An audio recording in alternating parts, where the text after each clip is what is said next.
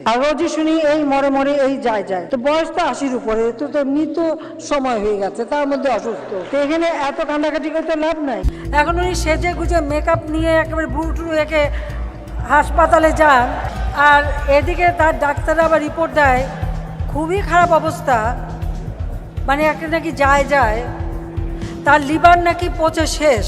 ক্ষমতায় থাকাকালীন বেগম খালেদা জিয়াকে নিয়ে এভাবেই একের পর এক বাজে ও অশালীন মন্তব্য করতেন শেখ হাসিনা। মনোবিজ্ঞানের ভাষায় এটি আসলে কোনো সুস্থ মানুষের আচরণ না, এটি একটি প্রতিহিংসাপরায়ণ আচরণ। আর শেখ হাসিনার এই প্রতিহিংসাকে মনোবিজ্ঞানের ভাষায় বলে নার্সিসিস্টিক পার্সোনালিটি ডিসঅর্ডার, এনপিডি।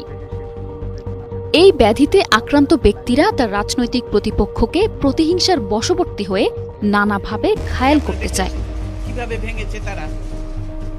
আর এ ধরনের রোগীরা প্রতিপক্ষকে নির্যাতন করে এক ধরনের পৈশাচিক আনন্দ পেতে চায়, যা আমরা হাসিনার মধ্যে স্পষ্টভাবে দেখতে পাই। আল্লাহদের আর শেষ নাই।